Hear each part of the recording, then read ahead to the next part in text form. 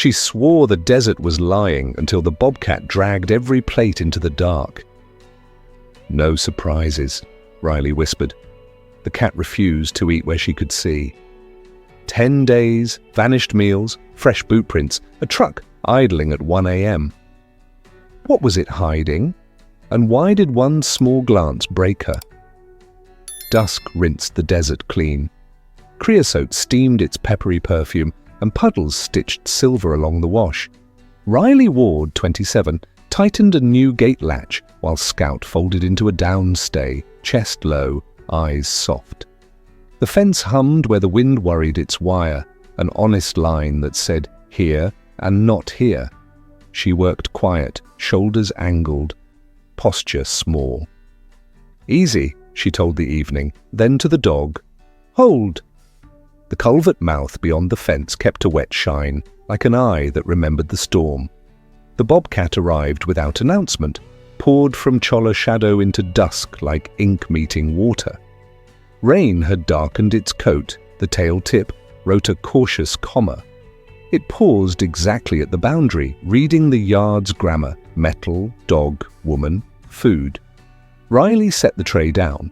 Warmed venison shaved fine, a shallow tin of water. She turned half away, gazed to gravel, hands open at her thighs, breath in fours, stillness offered like an oath. "No surprises," she said, a rule more prayer than warning. Scout did not blink. A moth bumped the porch light, then another. Water ticked inside the culvert. A drop found metal and rang. The cat shifted weight. Ears flicked, nostrils tasting heat and human and rain. One step, another, then still. The fence held its quiet sentence. Riley kept hers, averted and patient, letting the moment decide itself. "Take what you need," she murmured, not looking. The bobcat's eyes found the tray, then the dog, then the open door behind Riley. Balance tallied. It slid back the way it had come, soft as breath, recomposed as brush and thorn, and vanished into the cholla's dark lattice. Steam curled from untouched meat. The puddles kept their silver thread. Riley closed the latch and felt the question take root. Why won't it eat here? The trail camera's red eye watched where Riley could not. Near midnight, the yard unstitched itself from silence, cholla trembling, a wet glint at the culvert lip, then the bobcat. It ghosted along the fence, paused at the tray, and read the story there. Metal, meat, woman, dog, no bite. A second pass, whiskers combing scent, then unexpectedly it gripped the rim with its teeth and backed away. The plate tilted, steadied, and the bobcat hauled the offering along the fence line, not crossing the porch light. It vanished where mesquite and yucca knitted the dark, leaving a faint scrape and water ticking in the pipe. Riley rewound the footage twice, then opened a notebook. Day 1, she wrote, 22:58, temp 18 C, humidity 63%, wind light, NNE. She drew the wash in thin blue, boxed the culvert mouth, and noted, tray removed intact, no on-site feeding. The paper smelled of creosote from her jacket. She added a second line, part thought, part warning, hypothesis, visibility aversion, provisioning elsewhere. From the open door came a small metronome. Drip, drip, drip. The culvert counting seconds nobody owned. She underlined the rule and set the pencil in the spiral. Scout lay 3 paces behind the threshold, chin on paws, eyes untroubled. At Riley's palm he rose, took 2 backward steps and settled again. Good, she whispered. Boundary is a behavior. She practiced their ritual. Turn sideways, lower gaze, count 4 breaths, retreat 1 stride. No surprises, she said. The house breathed it in. On the screen, the yard's grammar clarified. Fence a sentence, porch a clause, Riley and Scout the commas that kept the wild from closing too soon. We make space, Scout, she told him. Take it if you need to, she told the dark. Outside, the water kept speaking, small and patient tonight.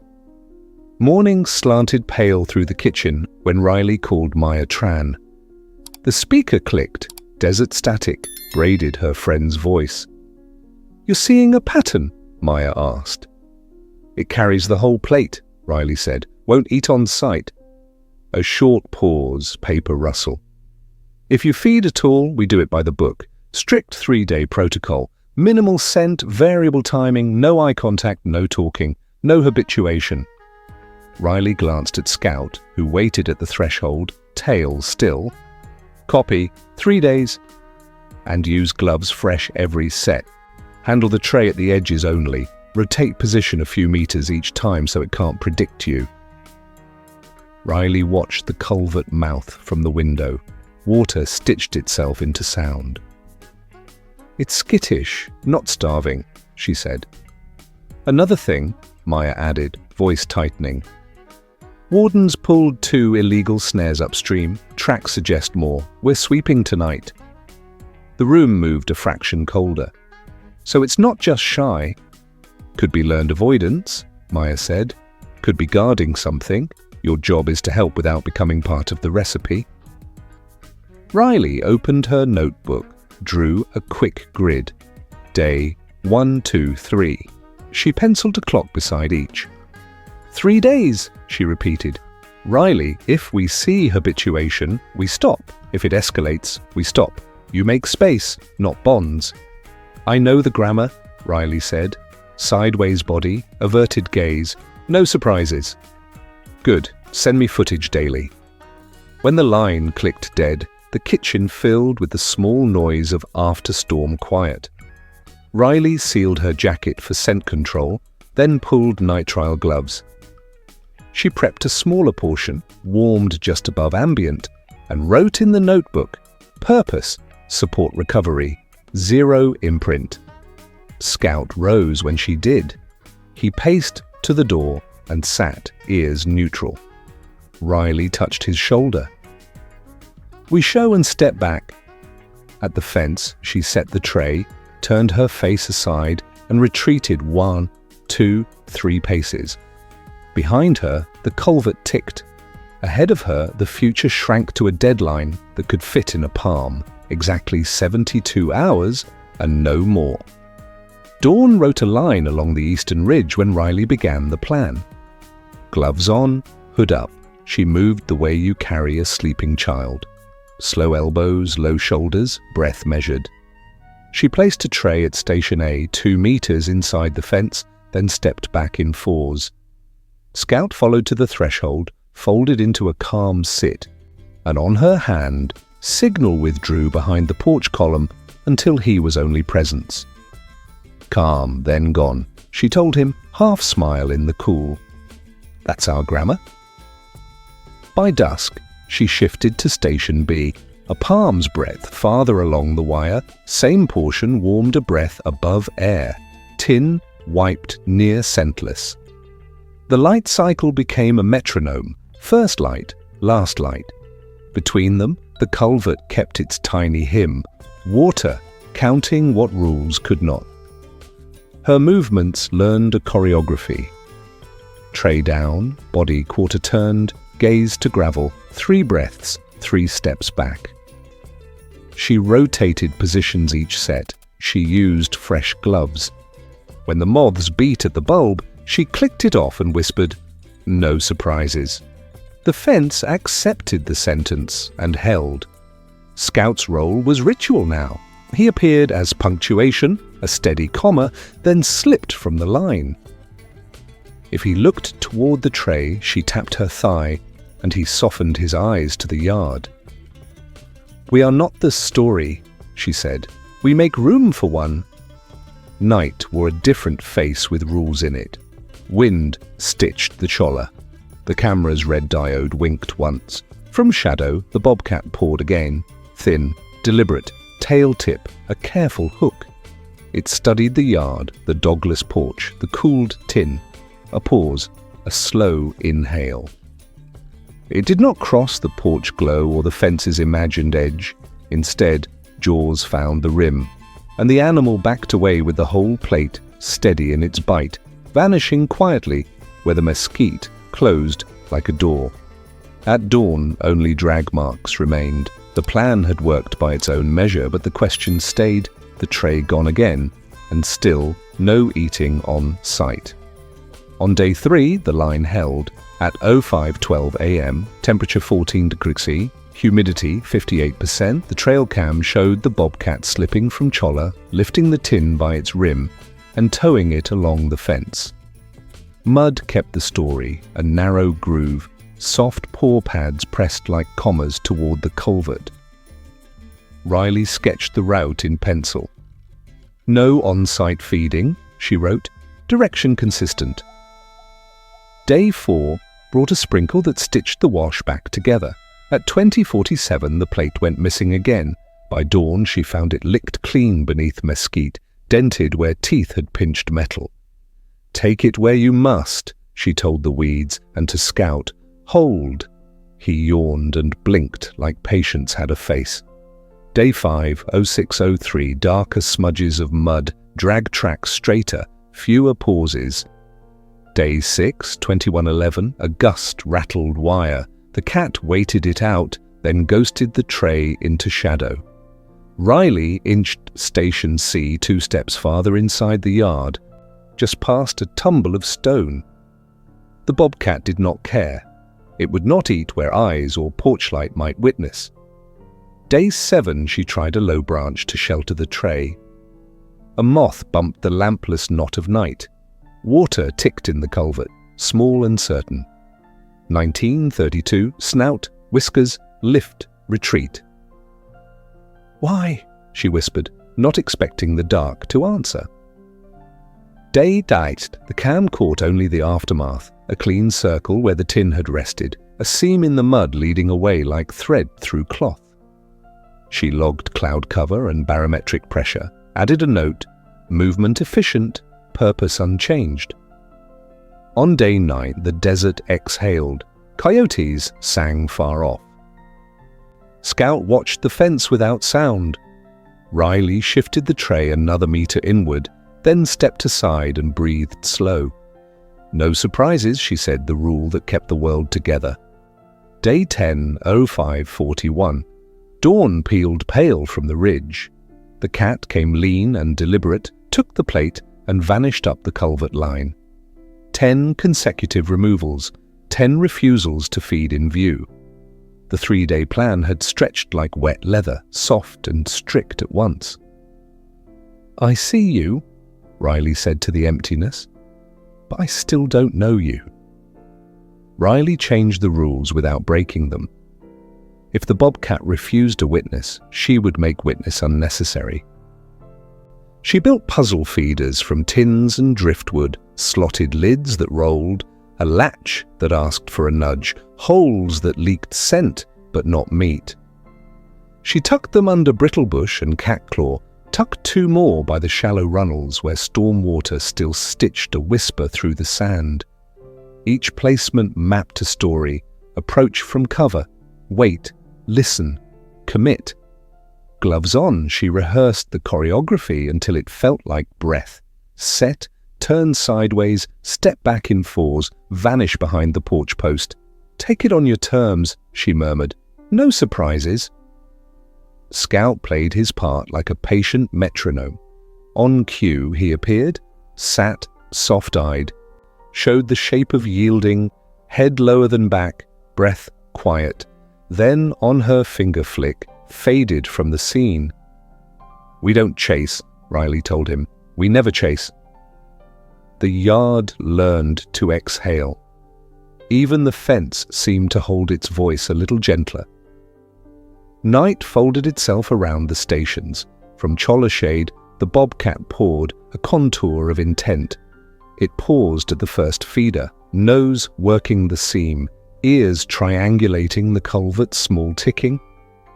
A low rumble vibrated the air, not threat so much as statement. This space, this distance, this rule. It rolled the tin with a forepaw, listened to the rattle, then stilled again. 1 breath, 2. At the runnel, the water kept its patient syllables. The bobcat placed each step without splash, tested the second feeder beneath a downed limb, and solved the lid with an unhurried press. The meat did not spill, it revealed itself, bite by private bite. Riley watched from the interior shadow, heart drumming a counterpoint, and did not reach for more. "Practice patience," she whispered to the window frame. "I will not move first." The treaty settled itself without signatures. Her offerings stayed small, the tasks stayed honest. The bobcat answered with stillness, with a look that passed through her, and did not snag, with the faintest rumble when Scout slipped out of sight. Distance held. Trust, like water in the runnel, moved by quiet gradients, for now. The night camera hummed an insect note while the yard arranged itself into grayscale. Dew stitched the runnels. The culvert mouth shone like a coin left in water. At 23:41, the bobcat entered the frame, lean, purposeful, a muscle with whiskers. It nosed the puzzle feeder once, then clamped the rim, lifted, and began to backstep toward the pipe with the odd dignity of a creature that refuses to beg from light. Riley watched from the laptop glow on her kitchen table. Breath held as though noise could cross the screen. Scout dreamed on the mat, paws twitching. "Show me where you go," she whispered. "Please." The cat's body narrowed at the culvert, shoulders compressing to a ripple. The feeder tilted, steadied, disappeared into black. For a heartbeat, the camera saw only empty door and the thought of rain. Then the infrared bled a faint halo deeper down the pipe, a heat shimmer like embers in a long throat. Something small shifted, then another, not wind, not echo. Life collecting itself against metal. Riley's hand found the notebook without looking. She wrote, 2343 object passes threshold. Secondary heat signatures present. The words didn't touch the thing that rose inside her, a warmth, equal parts terror and relief. "Little ones," she said, the room answering with the culvert's slow tick. "You're not afraid of me, you're responsible." In the frame, the bobcat reappeared briefly, spine a dark wave, then turned, so the camera caught only an ear and the arc of a tail. A tiny flare at ground level, another heat blot, lopsided, moving close to the cat's flank. A kitten, then a second, their bodies blinking into the spectrum like stars behind high cloud. All this time, Riley breathed, feeling the puzzle lock. "You never ate here because you were feeding them there." Her training reasserted itself. Do not approach the den. Do not fix a pattern the world can learn and punish. She texted Maya a single line. Secondary signatures in culvert, likely kittens. The reply came fast. "Hold distance. No changes tonight." Riley set the pencil down. "Okay, Mother," she told the screen. "I see it. We'll make room." Outside, the desert settled around the revelation. The border had a purpose now. The waters ticking kept time with a softer pulse rising from the pipe. Stakes lifted like the wind before rain. And somewhere in the cholla, a new breath answered back. Maya arrived at first light with Dr. Emi Sato, a compact presence in field khakis, hair knotted tight, eyes careful. They stayed behind the porch line. The culvert still murmured. Water braided the runnels into thin silver threads. Scout lifted his head, then, on Riley's hand signal, lowered it again and went still. "Show me the track," Sato said softly. Riley led them along the fence, pointing to brittlebrush where short guard hairs clung like down. "Groom marks," Sato murmured. She crouched by the culvert lip and touched nothing, only looked. Faint, parallel sweepings in damp sand, the print of a small body turning. She lifted her gaze to a pale pellet the size of a thumb tip. "Kitten scat," she said, "milk-fed, 5 to 7 weeks." At Station C, she examined the feeder tin with a bright penlight. A crescent of tooth dents pressed the rim. A greasy sheen ringed the lid. Consistent carry. Mother moving food intact, she said, pausing, listening, then passing the threshold. Maya read the notebook Riley offered, pages cross-hatched with times, temps, humidity. You've kept distance, Maya said. Good. We help without becoming part of the recipe. Sato studied the montage clips on Riley's laptop. Staged stalks, lids that asked for a nudge, trays just inside cover. She nodded once. This is environment design, not hand-raising. You've engineered a classroom the mother can trust. I'm seeing early coordination better than baseline. Deliberate paw placement, clean approaches, low splash. Riley exhaled only halfway. Then we keep going? 1 week, Maya said. Strict protocols. Sato ticked them off, calm as counting beats. Fresh gloves each placement, handle edges only, rotate stations, vary within the dawn-dusk windows, reduce portions incrementally, no light on, no lingering, no eye contact. She glanced at Scout. The dog appears briefly to signal boundary, then exits. No pursuit, ever. Riley nodded. I keep teaching by disappearing. We call it knowledge transfer, Sato said. Your puzzles mimic hunting arcs, the mother translates them. She pointed toward the runnels. Next, waterwork, shallow crossings, place flat stones to break the surface and cut splash. Stage 1 feeder beyond the trickle so the kittens learn to commit a step. Maya folded the notebook closed. Daily footage, any habituation and we stop. The three of them listened to the yard think. Dawn widened on the wire. In the pipe, a soft rustle replied to the water's ticking. Hope threaded through with discipline, the only way forward here. Riley swallowed the urge to smile. We move the lesson and remove ourselves, she said. Sato's mouth curved. Exactly. Teach the wild to stay wild, then step out. Gently. The first wrong footprint arrived with blue morning. Near the old snare posts, Riley found a line of boot prints pressed hard into damp sand, the tread crisp as a stamped warning. One heel cut across the wash, then doubled back toward the road. A cigarette butt nested in mesquite duff, still smelling of rain and ash. Scout lifted his nose. Riley touched his collar. Leave it.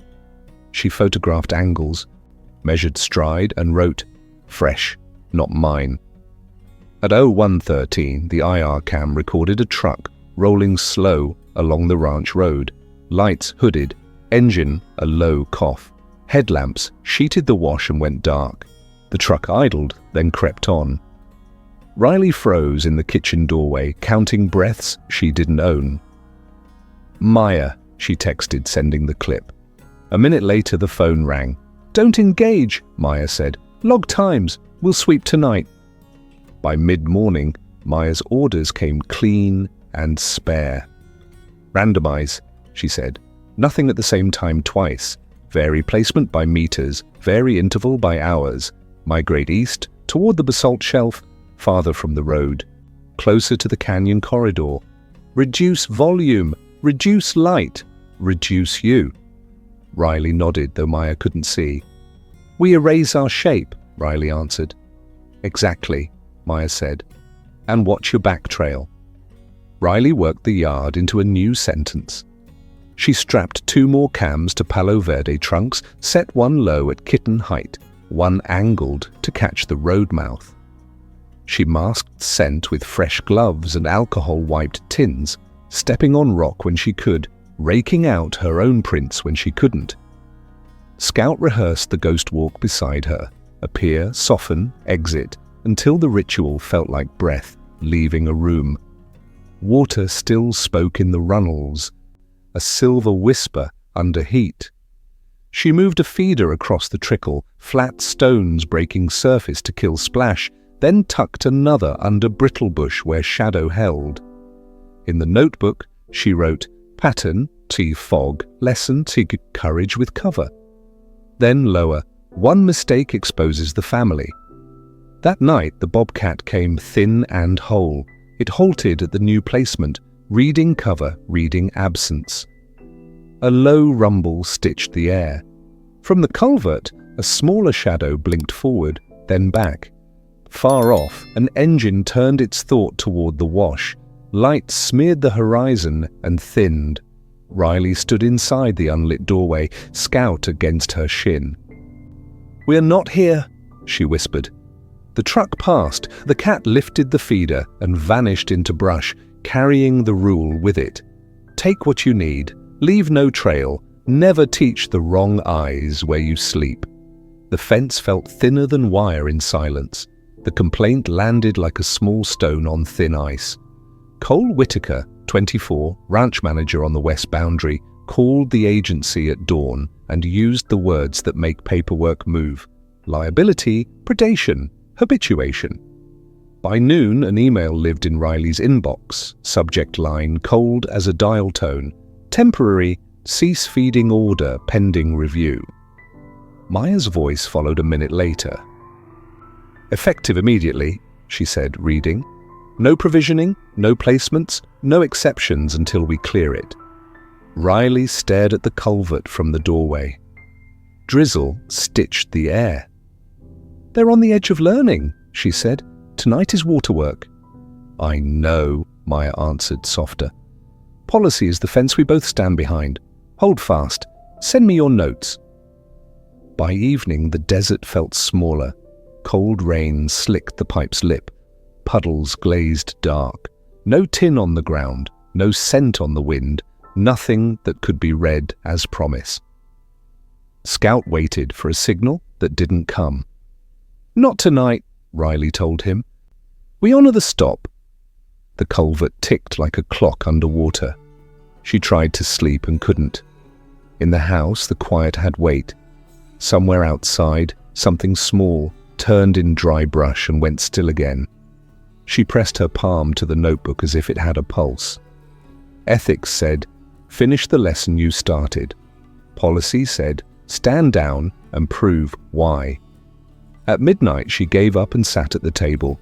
The proposal grew out of blank paper like a scaffold. Quiet corridor, phased transition. Phase 1, caches shrink by the day, calorie load steps down, placements migrate east toward the basalt shelf and protected canyon. Variable timing within dawn to dusk windows, human absence absolute. Dog presence limited to an initial boundary cue once per week. Phase 2, water crossings, flat stones set to reduce splash, spaced for kitten stride. One feeder beyond each runnel, then none. Cameras record approach vectors.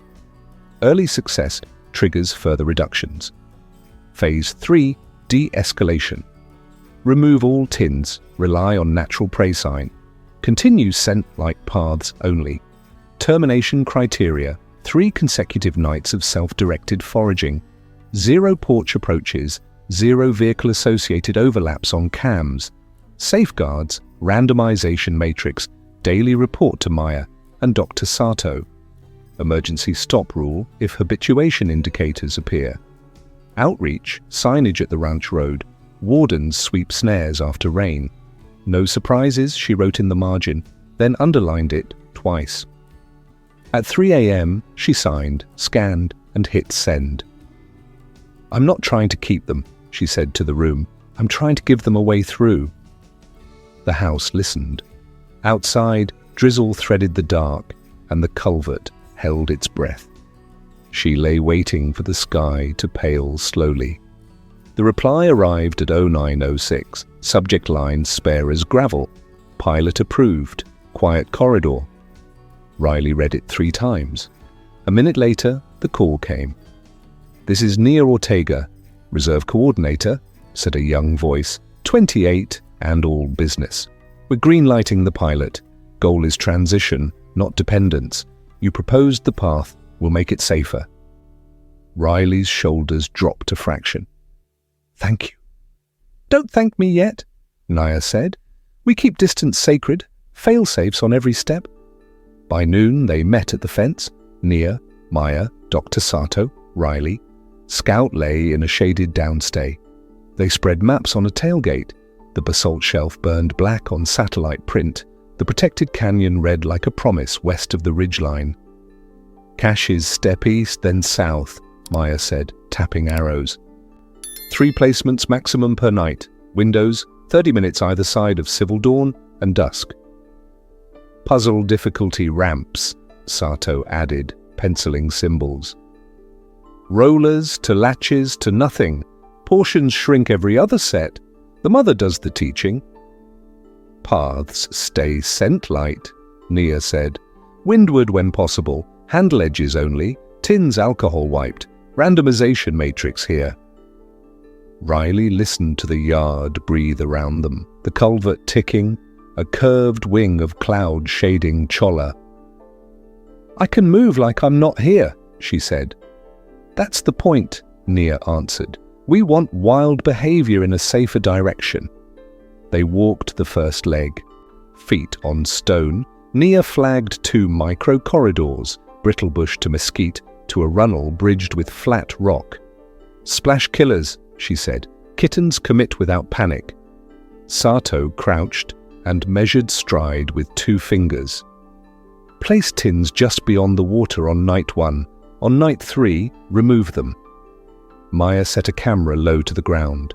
"Tighter angles, road mouth covered. We'll sweep snares after the next rain."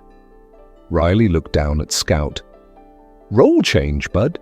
On her cue, he rose, padded to the fence, sat calm, then, on a whisper, melted behind the porch.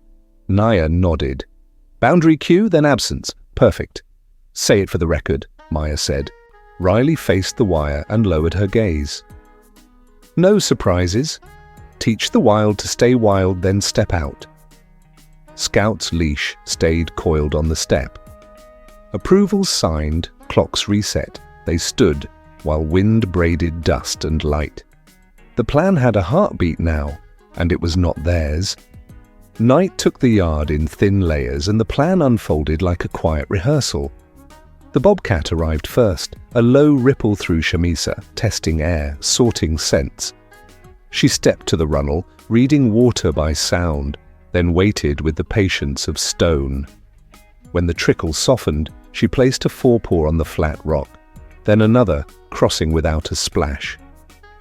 2 small bodies followed, tails straight, shoulders high. "Slow," Riley breathed from the dark of the doorway. "No surprises." At the second station, a puddle bellied the earth. The mother paused again, eyes on the surface.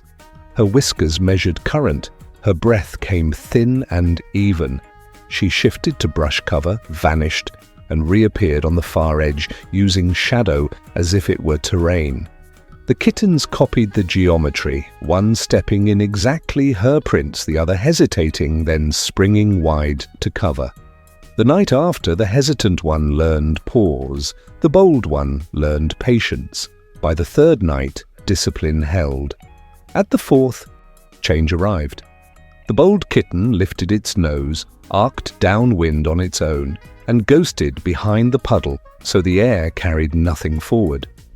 Riley, watching the angle from a low camera, felt a bright click inside.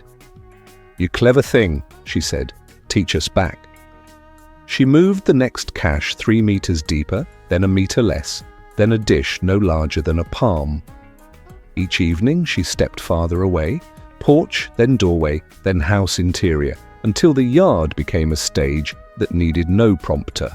Scout slept, unused and content, the leash coiled like a comma left out of a sentence. On the 6th night, a streak from the edge of frame, small, swift, precise. The camera caught a pounce, then a tiny stillness.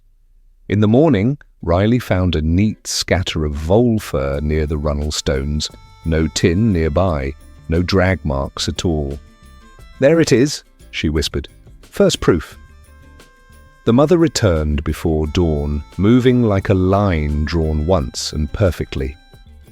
She waited at water until the trickle agreed, then crossed with the lightest pressure, and the kittens followed, quiet as falling ash. The caches had become hints, the corridor a habit, the wild a memory returning. Riley exhaled, unseen, and let the lesson lead tonight. Dusk thinned to pewter when Riley set the final cache just inside the reserve fence, a shallow tin no bigger than her palm beyond the rock gap. The posts held still, lines on a map that said here and not here. She stepped back 3 paces, then 1 more, erasing herself with distance. The Bobcat came up canyon, low and sure, reading wind off the runnels. She paused exactly at the mouth of the gap, whiskers tasting air, pupils deep as wells. For the first time, she looked straight at Riley. The look held without crossing. It felt like the quiet after thunder. Riley lowered her gaze, hands open. "No surprises," she breathed. "What?" A kitten appeared like a second thought of the earth, then the other, both narrow and bright with learning. The mother shifted, and together they flowed through the rocks. The tin was there and not important. Water ticked under stone, a small metronome that meant keep time and keep moving. At the far side of the fence, the Bobcat paused again. She quartered her body, offered Riley a profile, and waited long enough to make meaning. Riley felt the words rise without voice. "You did not keep us. You kept the way open." "Behold," she whispered, "be gone." The kittens slipped after their mother, tails straight with purpose. At the last stone, one turned its head, not pleading, not asking, a check mark of knowing, barely there, and then not there at all. Riley stood with the light emptying around her, the rule intact. Love did not grip. Love widened. She let the silence answer. The gate closed itself in her mind, clean and gentle as dawn. Weeks later, the cameras harvested ordinary miracles. The siblings appeared leaner and longer, slipping through mesquite to take a vole, to drag rabbit remains from scrub. In frame after frame, the old tins sat furred with dust, lids ajar like forgotten sentences, untouched, unnecessary. One clip showed a kitten pausing to test the wind, then vanishing in a neat arc Riley had taught by absence. Proof braided into quiet itself. Riley cued clips and let the timeline speak. "Self-directed foraging," she said, tagging the sequence. 3 consecutive nights. Scout snored by the door, paws twitching at some dream. She closed the field notebook, pressed the spiral, and slid a pencil beneath the elastic. The last entry read like a blessing, and a promise kept. Outside, the culvert had lost its voice, the runnels dried to pale seams in the sand. Creosote bruised the air after a thin shower. And the fence returned to simply fence, no corridor, just a line that knew its work. She shelved the tins, wiped the lenses, and stood at the border until the yard forgot her. "You don't need me," she said, not sad, just sure. The horizon took the words and thinned them to light. Dawn arrived without drama, a colourless edge lifting the ridge, a quiet that asked for no witness. Scout blinked awake and leaned against her knee. Riley let the quiet answer, then gave the yard the only phrase that fit. No surprises. Thank you for watching until the end. If this story touched your heart even a little, that's our greatest joy. If you'd like, please share your thoughts in the comments. We'll keep bringing you stories that stay with you, so please consider subscribing to the channel. See you in the next video.